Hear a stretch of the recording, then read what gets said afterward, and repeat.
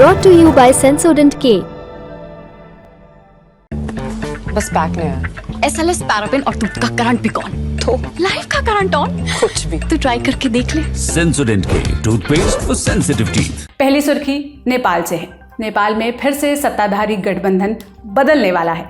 नवंबर 2022 में हुए आम चुनाव के बाद चौथी बार सरकार बदल रही है। अब पहले नेपाल का बेसिक क्लियर कर लेते हैं। 2022 के चुनाव में टॉप 3 पार्टियां थी। शेर बहादुर देउबा की नेपाली कांग्रेस एनसी, उनके खाते में 89 सीट्स आई। केपी शर्मा ओली की कम्युनिस्ट पार्टी ऑफ नेपाल और यूनिफाइड मार्क्सिस्ट लेनिनिस्ट CPN-UML, उनके पास 78 सीट्स थी।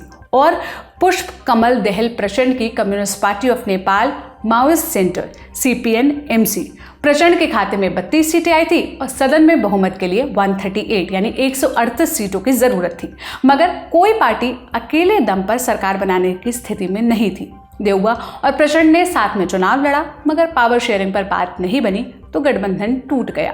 फिर प्रचंड ने ओली से हाथ मिलाया, दूसरी छोटी मोटी पार्टियों के साथ बहुमत जुटा लिया। इस तरह प्रचंड प्रधानमंत्री बन गए। फिर आया मार्च 2023। नेपाल में राष्ट्रपति चुनाव होने वाले थे। इसमें प्रचंड ने नेपाली कांग्रेस के कैंडिडेट रामचंद्र पौडेल को समर्थन दिया।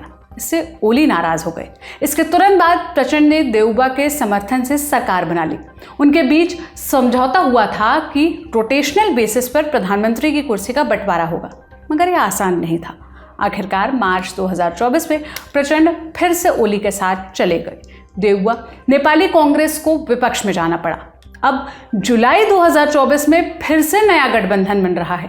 हालांकि इस बार कहानी बदली बदली सी दिख रही है। ओली और देउबा ने मिलकर प्रचंड को विपक्ष में भेजने की तैयारी कर ली है। काठमांडू पोस्ट की रिपोर्ट के मुताबिक 30 जून को ओली और देउबा के बीच काठमांडू में लंबी मीटिंग हुई। इस दौरान ही गठबंधन सरकार बनाने पर सहमति बनी। फिलहाल समझौते का ड्राफ्ट बन रहा है। अभी मौजूदा सरकार के कार्यकाल में लगभग 32 महीने का समय बचा है। नेपाली मीडिया में छपी रिपोर्ट्स की माने तो शुरुआत के 18 महीने ओली प्रधानमंत्री होंगे, बाकी का कार्यकाल देउबा संभालेंगे। इस बाबत 2 जुलाई को औपचारिक घोषणा हो सकती है। ये तो हुई खबर।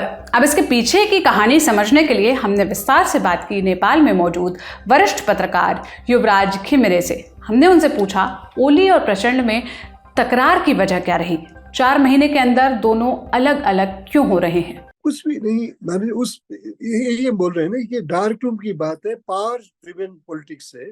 नहीं तो 4 दिन पहले तीनों ने बजट पास किया। जो गवर्नमेंट ने बजट लाया है उसमें एमएलए UML जिसको बोलते हैं ओली का पार्टी, उसने बजट को सपोर्ट किया। उसके मिनिस्टर्स थे, उसके मिनिस्टर ने अभी आपसे जब मेरी बात हो रही है उनको डायरेक्ट किया कि आप रिजाइन करो, क्योंकि ये हम दूसरे इसमें जा रहे हैं, इक्वेशन में जा रहे हैं। तो कोई प्रिंसिपल और कोई डेमोक्रेटिक डिबेट के कारण ऐसा नहीं हुआ है। तो ओली को नेतृत्व मिला, एक बड़ी बात है। हंग पार्लियामेंट ओली को नेतृत्व मिला, केपी ओली को नेतृत्व मिला। इन्होंने ये डिसाइड किया कि हम रोटेशनल बेसिस पे रिमेनिंग जो 32 मंथ्स है, पहला हाफ ओली करेंगे, उसके बाद देउबा करेंगे। ये अंडरस्टैंडिंग है। बाकी कोई जिस तरह के ट्रांसपेरेंट और डेमोक्रेटिक डिबेट के बाद पॉलिटिक्स में ये सत्ता उसमें परिवर्तन हुआ, ऐसी बात नहीं है। केपी शर्मा ओली और शेर बहादुर देउबा साथ में सरकार बना रहे हैं। दोनों एक दूसरे के धुर विरोधी माने जाते हैं। फिर उन्होंने साथ आने का फैसला क्यों किया? इस गठबंधन का आखिर मकसद क्या है? पहला मैं इस तरह से एड्रेस करना चाहूंगा कि नेपाल के पॉलिटिक्स पावर सेंट्रिक है, बिल्कुल पावर सेंट्रिक है। इसलिए उसपे कोई प्रिंसिपल या एथिक्स नहीं है। एक तरह से बोलिए तो एथिक्स नेपाल के पावर पॉलिटिक्स में एक एलियन सब्जेक्ट है। अब वो लोग उसके बारे में बात नहीं करते हैं। 22 दिसंबर 25 को जब पुष्पकमल दाहाल प्रचंड पहली बार प्राइम मिनिस्टर बने, एमाले केपी ओली के सपोर्ट में, हालांकि कांग्रेस ने सपोर्ट किया। 1 महीने के बाद उन्होंने कोलिशन पार्टनर चेंज किया, नेपाली कांग्रेस के साथ वो मिल गए। फिर मार्च में इस बार आकर उन्होंने ओली अथवा UML जो पार्टी है उसने नेपाली कांग्रेस को रिप्लेस किया। कोई डिबेट डिस्कशन नहीं हुआ, बिल्कुल डार्क रूम में कंस्पिरेटोरियल मैनर में डील की तरह हो गया। जिसका रिपीटेशन कल रात में मिडनाइट में हुआ। राष्ट्रपति भवन में जाकर एमाले ने बोला कि हम सपोर्ट विड्रॉ कर रहे हैं जो प्रचंड गवर्नमेंट को हमने दिया था, और हम देवबा के साथ मिलकर, नेपाली कांग्रेस से मिलकर हम गवर्नमेंट बना रहे। इतना ही है, इसलिए कोई डिस्कशन, कोई प्रिंसिपल बेस्ड डिस्कशन या डिसीजन नहीं है, ये चलता रहेगा। अब ये दो पार्टी आ रहे हैं, ओली और देवबा भी साथ आ रहे हैं, उनका भी वही कोई कॉमन मिनिमम एजेंडा नहीं। हालांकि इस बार इन लोगों ने बोला कि हम गवर्नमेंट बनाकर संविधान के कुछ एस्पेक्ट्स को अमेंड करेंगे, इसलिए संभवतः वो कॉन्स्टिट्यूशनल अमेंडमेंट के लिए कमीशन बनाएंगे। लेकिन वो भी लार्जर कॉन्स्टिट्यूशन अमेंडमेंट तो आप लार्जर डिस्कशन के बाद बनाएंगे ना, या गवर्नमेंट ऐलान करती है, पार्लियामेंट के अप्रूवल उसमें। लेकिन ये दो पार्टीज ने डिसाइड किया, एमाले और कांग्रेस मिलकर, उसमें जो फॉर्मर चीफ जस्टिस है उनको भी इन्वॉल्व किया, उनकी कंसेंट के बिना तो उनका नाम देते नहीं है। इसलिए एक डील की तरह हो रहा है, एक लार्जर पॉलिटिकल नीड या डिबेट से गाइडेड होकर ये नहीं कर रहे हैं। ओली और देवबा के गठबंधन का मतलब है कि मौजूदा प्रधानमंत्री प्रचंड और उनकी पार्टी सत्ता से बाहर हो जाएंगे।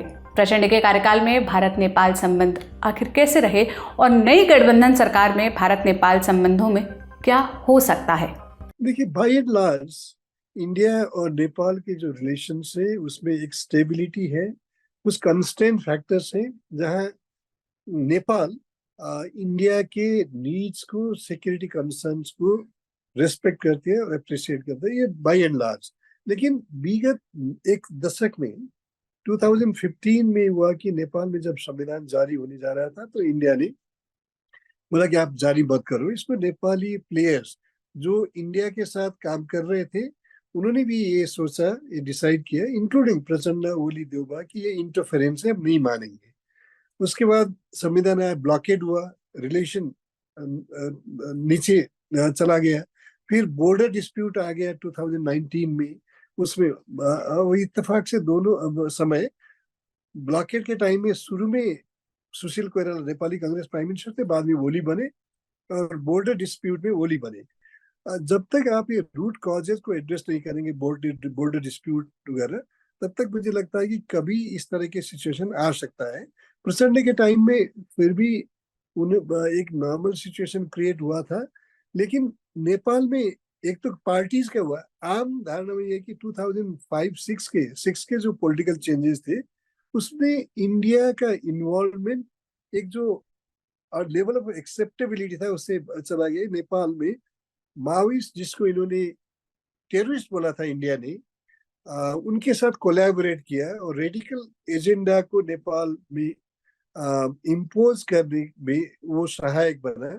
और आज तक माओवादी के मेन स्ट्रीम पॉलिटिक्स में इंडिया के सपोर्ट से आने के बाद भी जो ट्रांजिशनल जस्टिस वगैरह हुए वो पूरा नहीं हुए। इसलिए इसमें नेपाल के एक्टर्स के प्रति आम जनता के रोष है, लेकिन उसके साथ साथ वो इंडिया को भी क्रिटिसाइज करते हैं कि इंडिया ने नेपाल के जो आंतरिक मामले में हद से आगे चला गया पुश करने के लिए।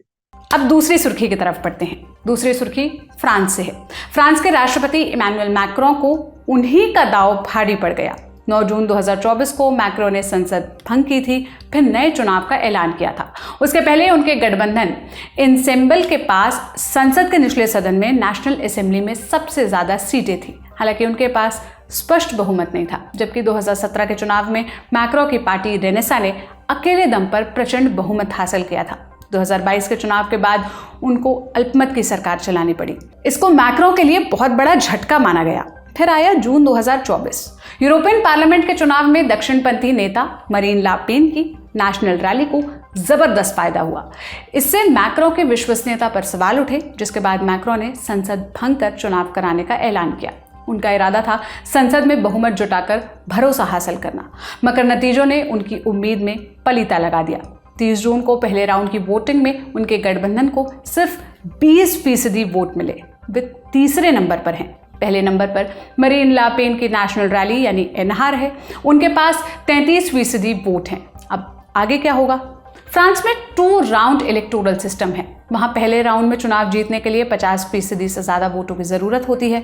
अगर पहले राउंड में किसी कैंडिडेट को 50% से अधिक वोट नहीं मिलते, फिर दूसरे राउंड की वोटिंग कराई जाती है। उसमें पहले राउंड के 12.5% से अधिक वोट हासिल करने वाले उम्मीदवारों के बीच भिड़ंत होती है। सेकेंड राउंड में सबसे ज्यादा वोट हासिल करने वाला कैंडिडेट विजेता होता है। फ्रांस की नेशनल असेंबली में 577 सीटें हैं। पहले राउंड में सिर्फ 80 उम्मीदवार 50% का कांटा पार कर पाए। बाकी सीटों के लिए 7 जुलाई को वोटिंग होगी। और आखिर ये चुनाव इतने अहम क्यों है, आइए ये भी समझ लेते हैं। दरअसल फ्रांस में सेमी प्रेसिडेंशियल सिस्टम है। वहाँ राष्ट्रपति हेड ऑफ द स्टेट होते हैं। उनके पास सेना की कमान होती है। विदेश नीति और राष्ट्रीय सुरक्षा जैसे विषय उनके पास होते हैं, जबकि सरकार की कमान प्रधानमंत्री के पास होती है। उनके पास नीतियों को लागू कराने की जिम्मेदारी होती है। वैसे तो राष्ट्रपति किसी भी व्यक्ति को प्रधानमंत्री बना सकते हैं, मगर आमतौर पर नेशनल असेंबली की सबसे बड़ी पार्टी के नेता पीएम बनते रहे हैं। दूसरी चीज, कानून बनाने का अधिकार भी संसद के पास है। जिस भी पार्टी या गठबंधन के पास संसद में बहुमत होगा, वो किसी भी बिल को पास कराने में अड़ंगा लगा सकती है।